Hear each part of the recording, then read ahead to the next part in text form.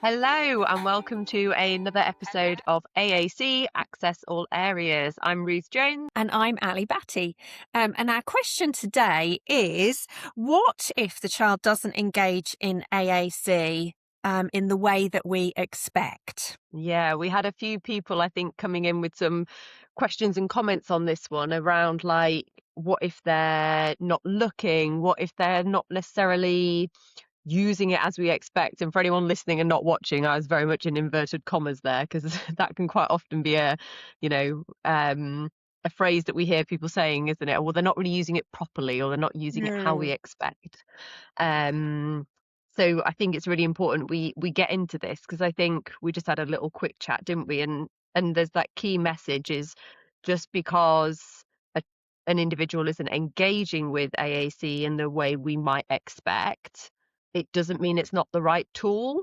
It can Mm. take time, as we've talked about, to, I think, not only teach that, but also help people see the power of Mm. AAC for Yeah. themselves, see the Mm. power of having their own voice. And on that little bumpy road to getting there, we can see some things, can't we, that might not necessarily lend itself to speaking adults around them, seeing the value in how they're interacting Yes, because with so those tools. often in the past, I think it probably still happens, but it definitely happened in the past that a child will have like a trial of AAC, particularly high tech AAC. So that might Mm, be an app on an iPad, or it might even be, a really specialist dedicated device that gets loaned for a while. Um, and that trial might be, between 2 weeks or a couple of months. And the child almost like has to prove that they are, in inverted commas again, ready for yeah, AAC. And I think, Ruth, we've both had experiences with the luxury of independent practice, yeah, where often the family have purchased an iPad, so that is just available for the child all the time and an unlimited sort of trial period. yeah. That sometimes it does take months for a child to kind of work out what it might offer them in terms of their communication. Yeah, definitely. And I think sometimes if we don't, we've talked about it before, haven't we? How tiny the percentages of children where you give them a device and within a couple of weeks or a month, you're suddenly seeing all of these words coming out that Yeah. nobody knew that they had in their head. Yeah. Mm. But actually, for a lot of other children, the most part of children, that process of teaching language does take time. Yeah. Um, and I think particularly when we think about our autistic children, we are considering the load that they carry just by being awake and present in the world Mm. around them, with the extra sensory processing that they're doing, the language processing that they have to do, and all the other things that their kind of brain power is taken up with dealing with, that Yes. Yes. sometimes modeling AAC can be the straw that breaks the camel's back a little bit Yeah. sometimes, can't it? Where it's like, not today, not now, and how Yes. that Yes. shows up, it doesn't necessarily mean that the tool is not right for the child, but in Yes. that moment, it's too much. They don't have the capacity, yeah. So, I mean, we all have fluctuating capacity, don't we? Like, Mhm. depending on how well we've slept, where our emotions are at, how important relationships are going, our hormonal fluctuations, just, lots and lots of different potential variations on our energy and our mood and our capacity to learn. And I think that is really enhanced.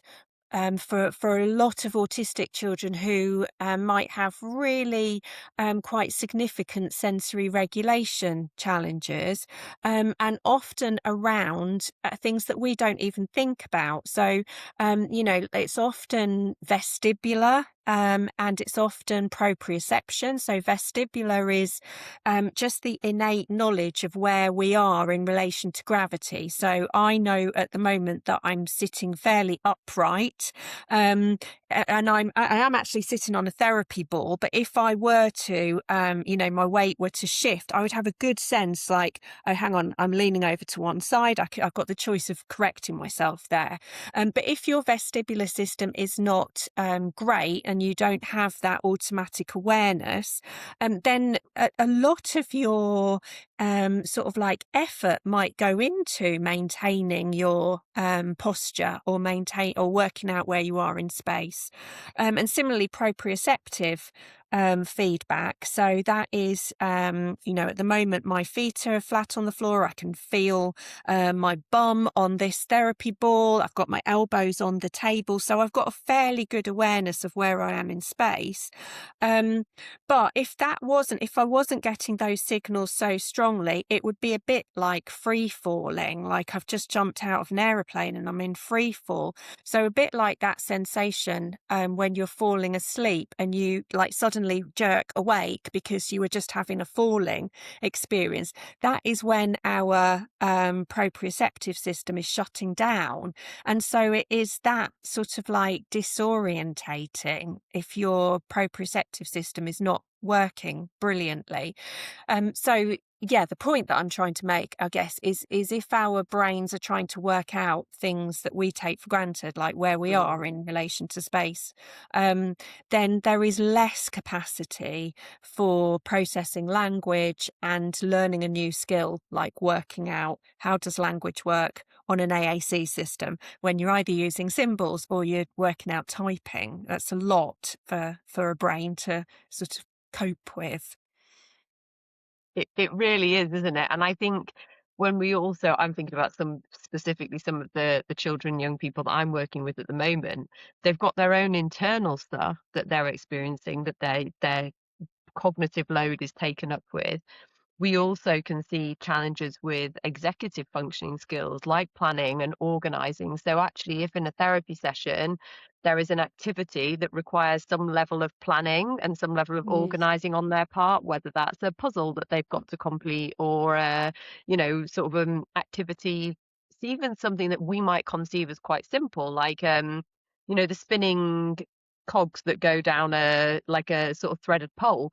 You've still got to get it in the right place to put it on the mm, top. Like mm, there's a lot of skills going on there. So if you've got a child who experiences difficulties with gross and fine motor and also with those thinking mm, skills, there is quite a lot. And say it's one of those days where then the weather's not been preferable and actually like at the minute, where we go from one day where it's like boiling hot to raining, there are lots of extra transitions and change that might mm, happen. So that child might have yesterday gone in shorts. Today they had to be back in their trousers, and actually they prefer being in shorts, but it was too cold for them today, so they've had their trousers on. And that's offering a different tactile experience on their sensory system that they're dealing with. They might not have slept so well. And so I think we might then see going in to do some AAC work, there's an innate demand in therapy. I think no matter how child-led you are, there is sort of an innate, there's a person here and they're here to mm, see you. mm, They might not expect you to do anything, but it's them and you, and that's kind of what we're here for. So there's a bit of a shift and a bit of a shift in the demand that happens when a therapist is around. And I think there's all these little things that then can mean when we come in and have our activities to do and we have our like AAC that we're modeling, it sometimes can just be a bit too much for a child to deal with that extra bit of noise because you're doing some voice output modeling or your voice. And I've definitely had children, and I'm thinking of one particular child that I've worked with for a long time, would just swipe the board, swipe the paper, push the AAC device back to me. And I was still going in every week to work with this child, probably for about a year, until they started touching the device and mm, even tolerating that device on their table. And I just let them lead. I yeah, honored, respected when it was too much and they were pushing things away. I would just pick it up and pop it on my knee, and I would then reduce my modeling down and be like, yeah, and I would even model like, it's too much, Ruth. Get it away.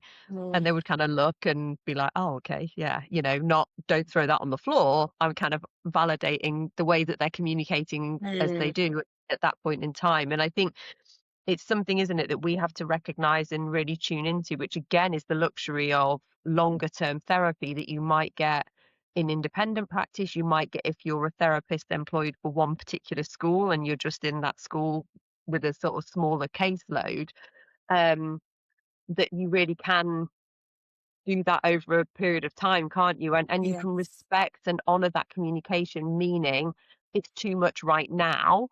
It Yes. doesn't Yes. mean stop this tool. Yes, It's not effective for absolutely. me, full Yeah. stop. Yes, because we're still building that relationship as well, aren't we? In the early days of AAC implementation, I think children have to um, learn that we will respect their rhythms Mm, of connection, that we haven't got this set agenda that we're going to insist on, that we will adapt. So, if they're not into the iPad-based AAC today, then we're still responsive to their whole multimodal communication, whether that is the way they're moving their body, the noises that they're making.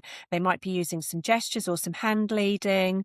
They might have more tolerance sometimes for paper-based AAC because it hasn't mm, got the voice output.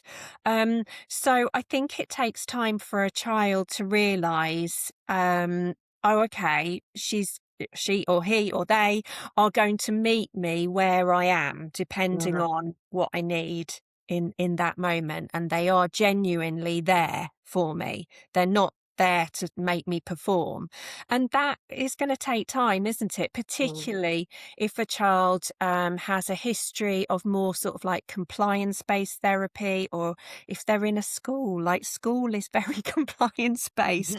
So sometimes therapy in itself can be a very different experience for them if it is mm, truly child led and play based, because they need time to realize, to sort of like work out, oh, hang on, this is really different. They do genuinely honor my modes of communication and my yeah, fluctuating capacity. And so, yeah, we can't take that as a given. I think that sense of safety is not a given when you're a non-speaking yeah, person in this world. And it's taken me um, a while to appreciate that, actually.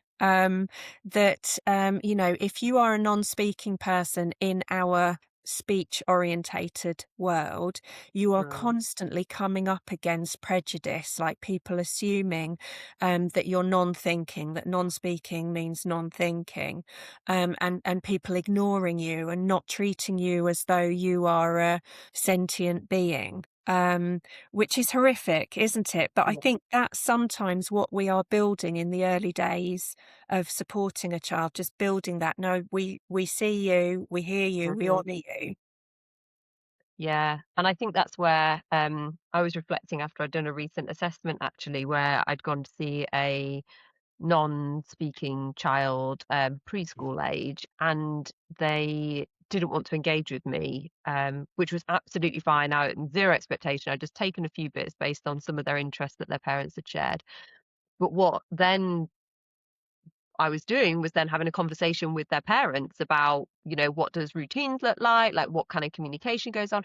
And I found it this really tricky thing that I was very acutely aware that the child was in the space and we were talking about them and about what life looks like and about communication, but they were present Mm, and they weren't engaging with me. So sometimes if I'm having a conversation, say you go into a classroom with a teacher and the teacher will start talking to you and I'll include the child kind of in that, mm, if they're saying, oh, well, this happened this morning, and I might then look at the child and say, oh, so it sounds like this morning when you came in, like you weren't sure about this or that. And mm, and I think it's so easy and quick, isn't it? That I think like parents and professionals, we don't necessarily consider that too much. I think particularly for high support needs children. And it doesn't mean, well, no, it does mean sometimes, I suppose, that we're not aware of our own internal prejudices about mm. that. And so we would have conversations and be talking around a child. And even though we're not naming, oh, well, it's all right, they don't understand, so we'll talk about it.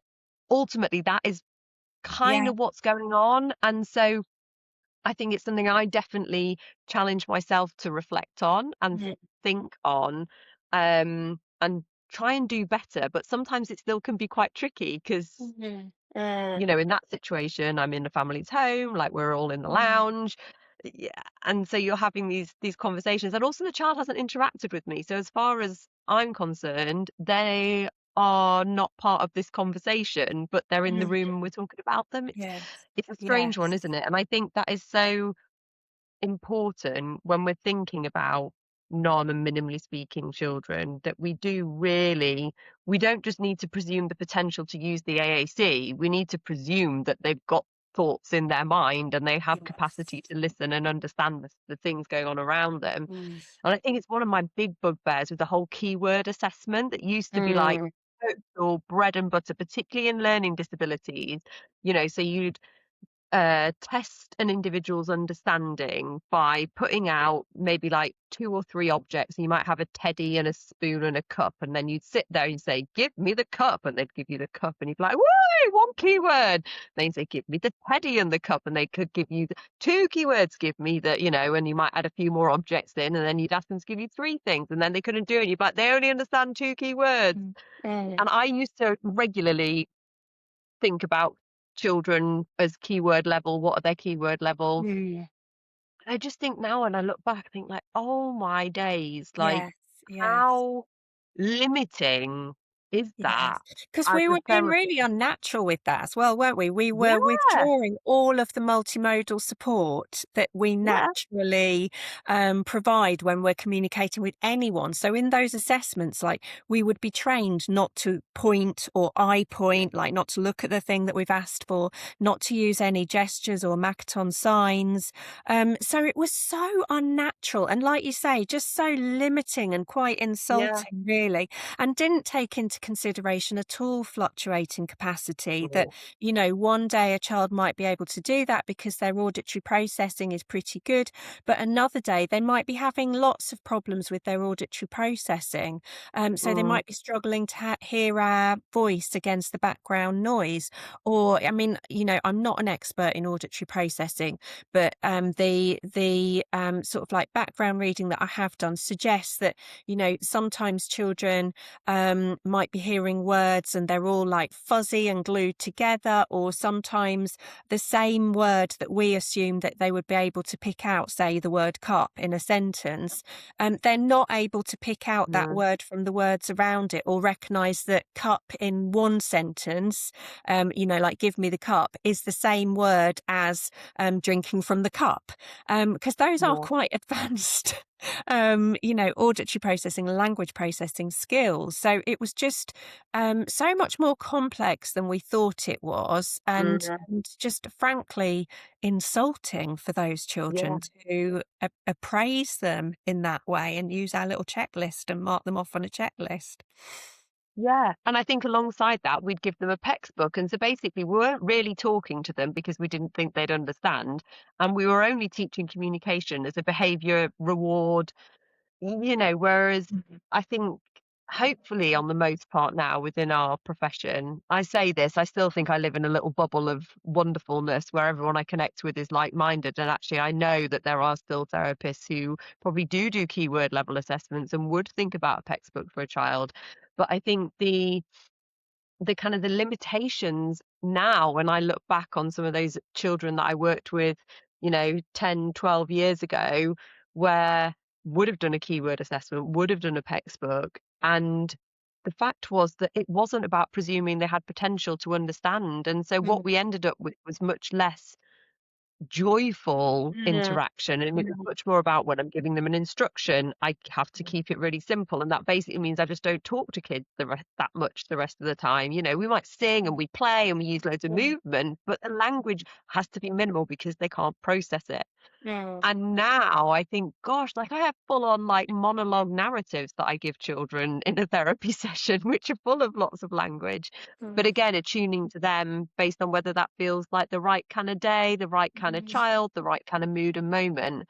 So I think with AAC, it is kind of recognizing that a child might not just get going with it. They might push it away at times. But it doesn't mean that it's not the right thing. They might also not look. That's Yeah. something that I think we get quite a lot is, but they're not looking at it. And actually, until kids see the value of AAC, chances are they won't really know much about it. Or they look at it and go, woohoo, an iPad, realize all it's got on it is an AAC app and go, oh, I don't understand what that's for because I Mm. can't now, do all these things that I would normally do. Mm. Um, and again, that's individualized, isn't it, as to what other things the device does as well as Mm. communication. But um, if they're not really looking at it, it doesn't necessarily mean that they don't have capacity to learn about it. And Yes. that does take time. Yes, yes.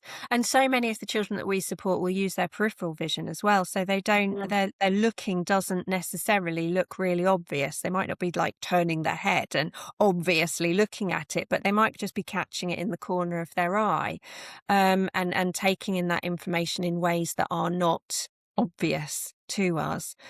Something else that, we hear a lot is, they're just Yeah. stimming on it. They're just pressing the same button, or they're just going through all of the same, but all of the buttons on a page, or they're just like swiping randomly. And yes, they are doing all of those things, and it's not just doing that. It's a yay! They're stimming on it. They're exploring on it. They're pressing all the buttons because that is how we learn. I mean, I don't know about you, Ruth, but I am not a read the instructions before I take a new gadget out of the box kind of a person. I would much rather play with it and press the buttons and try and work it out that way.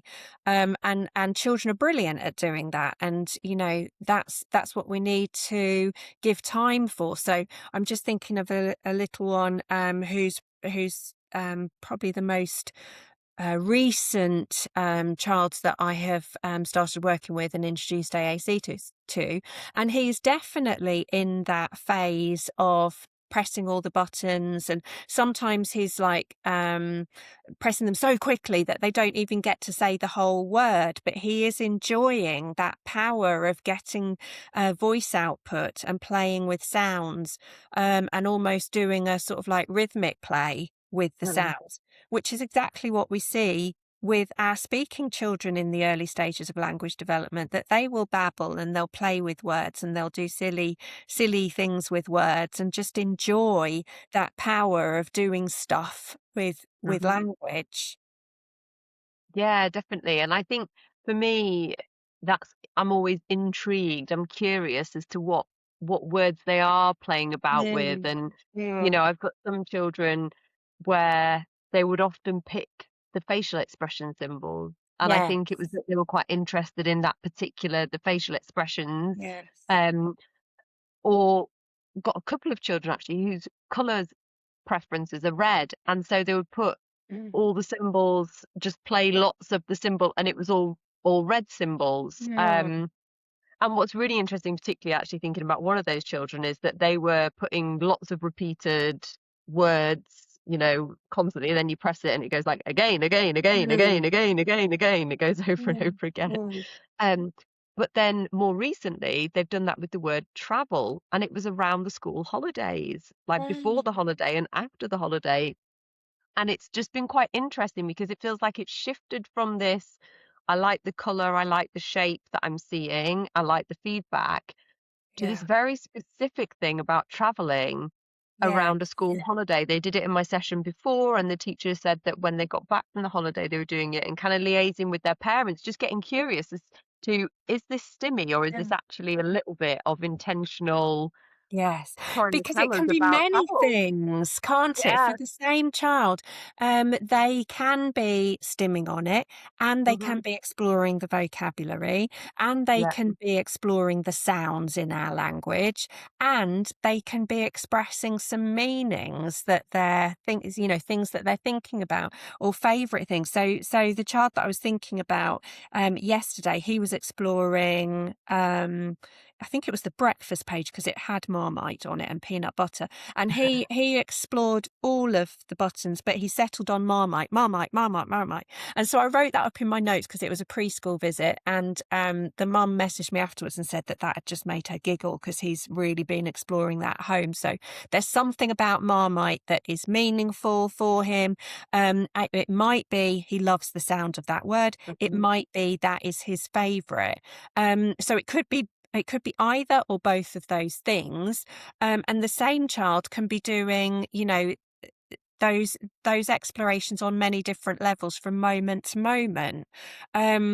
So I'm thinking about another child who was really watching the symbols and the words appear on the sentence bar. So exploring, and you saying colours made me think of this. So very, very deliberately, thoughtfully going through the different colours and then watching them appear on the sentence bar, and Mm. then hitting the sentence bar so that it said them all again, and doing the same sequence a couple of times, but then mixing it up. So it is just that like really interesting play with Mhm. language. And in that they could be, working out, oh, when I hit that button, it says the same thing in the same way every time.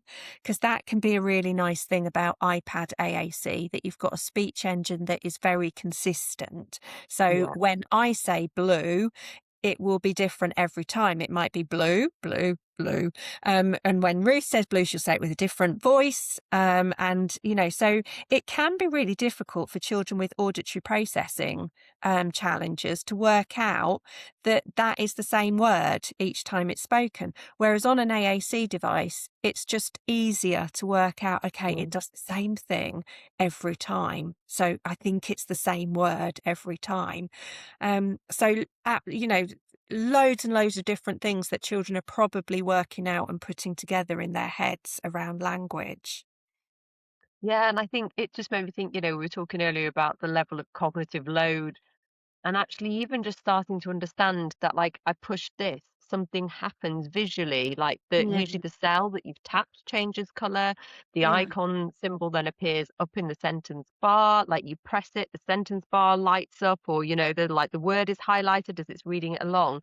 There is a lot of kind of visual and cognitive process that goes on when mm, using AAC. And so I mm, think it's really about not diminishing or minimizing when we do see children starting to explore it in that way. And I was talking to a teacher just a couple of weeks ago, and I actually set them the goal of saying, can you please make sure that this child has their AAC without any expectation, without any specific focus on lesson vocab, just to explore mm, for at least 5 minutes in their day. mm, It's quite a complex classroom situation. There are a few other children who are using AAC and devices, and they're doing incredible things in that classroom. I love going in there. It's like just a bit of joy, where they're just so on board and really want to make it work. And so they're really working hard on their modeling skills as a team, and they're kind of mm, embedding it and integrating it into their sort of sessions. And I say lessons, the teacher is very fluid and flexible and very child-led. It's lovely. Um, but it's been integrated, but also then thinking about those times where a child can just have it and just natter away to mm, themselves. Um, and I think that's something, isn't it, that maybe then people don't quite know how to respond when we see that exploration of vocabulary. mm, And I will sometimes say to an adult communication partner, think about if that child was verbal. So if you have a child who is speaking and who is babbling and it's in the middle of a lesson, what would you say to them? And how would you support that? And mm, think about the same response for our AAC speakers, mm, um, because it's a similar thing. And it might be, oh, we're talking about this now. We can talk about that after when it's mm, finished. mm.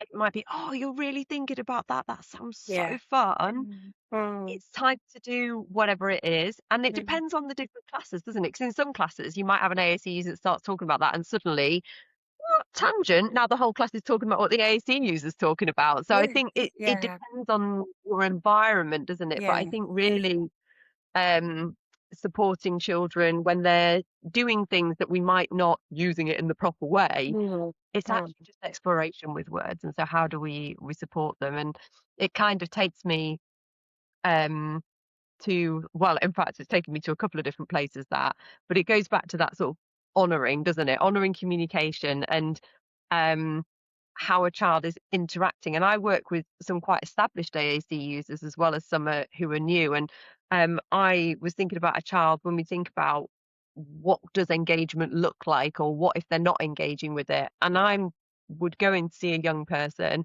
and some weeks we have a session and he will come in and we tend to sort of end up watching some videos or playing some games, and we're having conversations around sort of teenage things and like bodily changes and puberty. We're also having some conversations about disability identity. But this particular young person, sometimes I'll be, we get on really well. I've known them for years. He will pick up his AAC device and frisbee it across the sensory room if I start modeling and he's not Mm. in the mood for, Um, because basically that's his way of saying, I don't want to talk to you today, mm, or something's gone on and I'm not feeling quite right. I need to settle into being in this space with you before you start chatting yes. to me. And Yeah. I might then just sit alongside him while we kind of co-regulate, and I'll be like, "Oh, bit much today, huh? Let's just have some quiet time."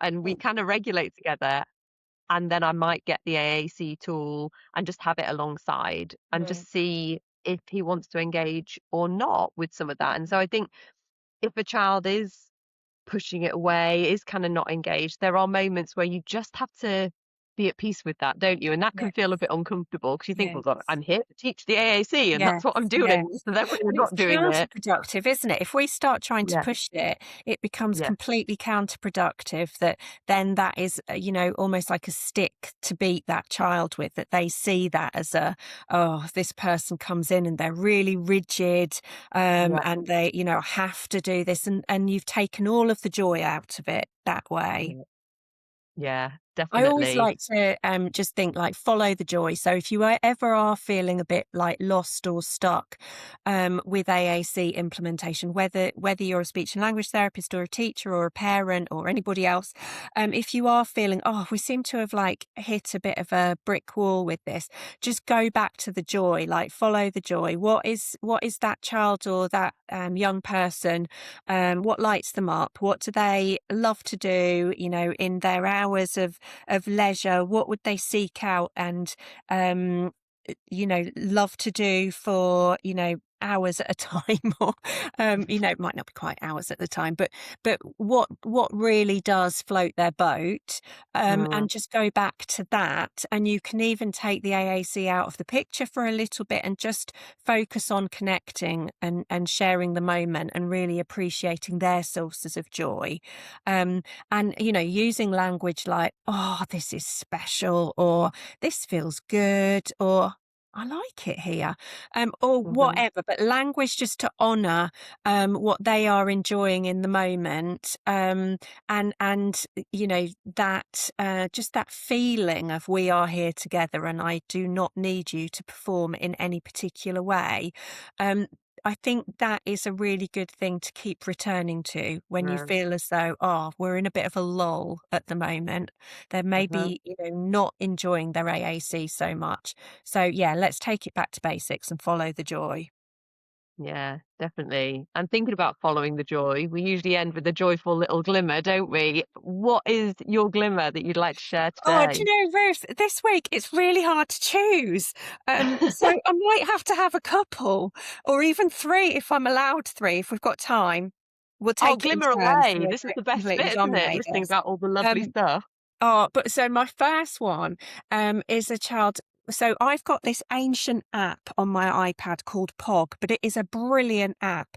It's like this little animation of an alien little green person, and you can tell the person to carry out actions. So it's got lots of options, and you can press the button, and it makes Pog like eat or dance or throw the ball or whatever it is. And this child loves this app, and so we've like had some lovely connection over this app. And this week, I was across the room. So he had taken my iPad and moved across the room. And I just was like, right, okay, yep, he wants to sort of like have control over the Mm, iPad without any interference from me. So I couldn't see the screen. But because we have played with that app so much, I kind of can recognize which animation he's chosen. So I heard this, "Alp, alp, alp, alp, alp, alp, alp, alp, alp." and knew it was the eat one. So I started like acting that out alongside. His little face completely lit up, like he was so Oh. delighted. And so we went through like loads of different actions, and he was looking to me to act it out, and I was like doing my best improv work in this moment. And oh my God, it was just delightful. You know, when you're just in the zone and just enjoying Yeah. being together. And his face was just an absolute joy. I felt like it was me being plugged into like you know, an electrical supply of joy. Like I was just zing at the end of that session. So yeah, that's my first glimmer. How about you, Ruth? Yeah. Mine is it's kind of a funny one really, but it's a child that this child is very we experience a lot of fluctuating capacity with this child, and a lot of kind of with that then fluctuating engagement with AAC. And the team that are working with them in class has been really kind of trying to offer AAC, have it available. And when I got there for my session, they said, "Oh, we've had to put it in the cupboard because we didn't know how to deal with it." And immediately I went, "Oh, that makes me feel a bit uncomfortable." But they were doing like their morning routine, their morning greeting, and this child kept navigating into my phrases, swear words, and was swearing repeatedly. And they were kind of then saying like, navigating back out and saying like that we don't talk like it's not expected language for our classroom. Mhm. And the child kept going back in, and they said they just sort of kept trying to deal with it, and then they were like, we now don't know what where to go next, so they said we just put Mm. it away. And we kind of had a little reflect on it, like how would you normally manage that with a child? Mm. But they were saying like normally a child would be quite dysregulated if you're getting that language, and so they'd probably be taking them maybe for a little movement break, for a little, they Mm. often do like walking out in their garden, or they'd go and like do trumpet stuff. They said we just didn't know what to do because this child just Mm. seemed so calm but was just effing and jeffing all over the place in the lesson. And I just thought, like, one, it then, you know what, the curiosity part of me came in and said, but actually, were they quite dysregulated and it just didn't Mm. look like it? And are we missing a really big part of their dysregulation because Mm. we're perceiving this calm on the outside, but actually Mm. internally there's a bit of wizziness going on. But yeah, it was just so beautiful because they don't often use their AAC in class. Right. So I thought, Yes. how powerful Yes, and that, it's, you know, it is quite a common scenario, isn't it, for a first word to be a yeah, swear word. You know, I've got a friend, Kate Carrier, who is an AAC user, and she wrote a play about her first AAC experience, high tech AAC experience, and the first word she used was shit, and her speech and yeah, language therapist taught her shit. yeah, And that was her way in. Like she absolutely loved the power of that. I've got another child that I've supported, and you know he has a handful of spoken words, and one of them is shit. yeah, So it is like it is the power of, oh God, I've just given our podcast an X rating or something, haven't I?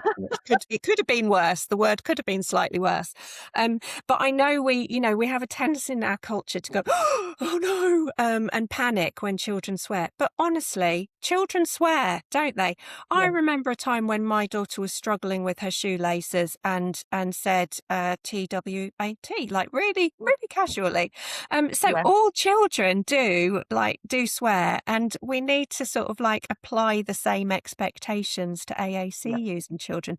And just because it's easier to shut them up, mhm, that you can yeah, take their AAC away, doesn't mean that that is the right solution. no, I always use that analogy of like, well, would you sellotape a child's mouth up if yeah, they were? Are we still in the era that we would wash their mouths out with soap and water?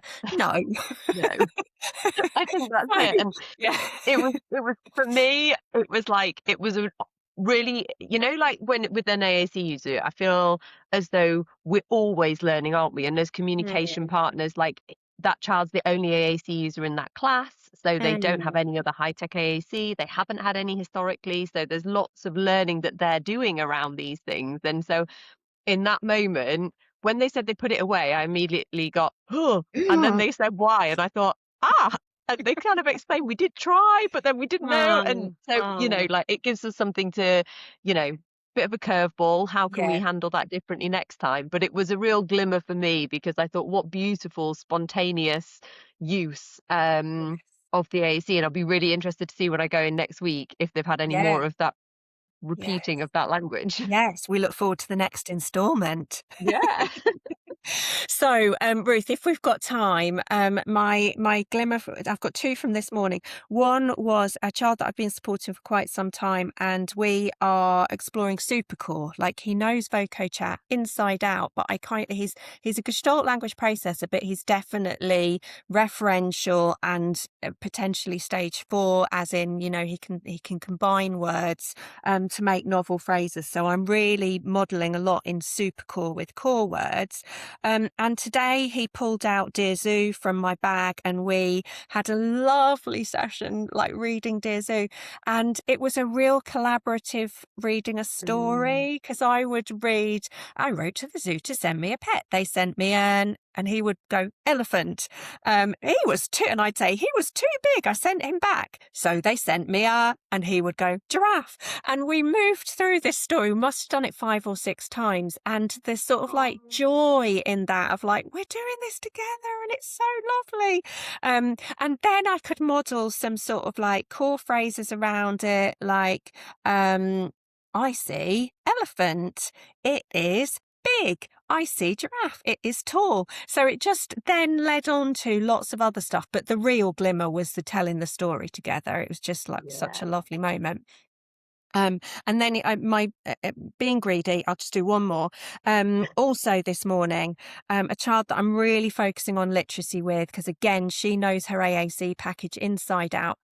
She has shown signs of interest in literacy in the last few months, and so we've been exploring all kinds of things around that, of like familiarizing herself with letters and sounds, and sight word reading, matching words to pictures and things like that. And today we did some typing. So we explored the letter C, and I'd just done like a widget sheet with 5 words, 5 simple like CVC or CVCC words on there. And she has done a bit of typing in the past, but we've sort of like stopped at 3 words because she's lost interest. Well, blow me, she went through the whole worksheet today and typed out 5 words. And she was just so pleased with herself at the end. Like you could just see, when a child is just like shining with pride that they've done Yeah. something. So yeah, that was my third one. Oh, and what a lovely thing to think about as we kind of end off this episode is that again, where a child wasn't so interested, but then came Mm, back around to it, that fluctuating mm, capacity doesn't mean we stop. It just means we respect and honor mm. that child in how they're communicating each time that we're with them. Yes. Um, so yeah, fabulous. Oh, what a lovely way to end. Thank you so much for today, Ali. Oh, it's always a joy, Ruth. This is something that I look forward to. Me too. And hopefully everyone listening enjoys it as well.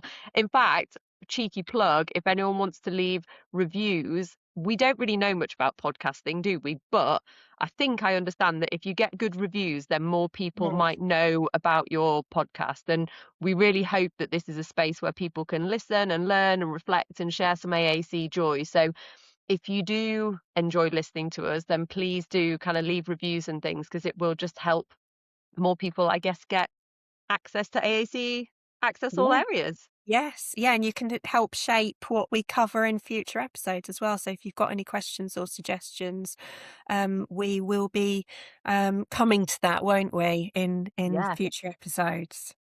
yeah, no, that's great. Right, thank you. Thank you, Ruth. Have a lovely weekend.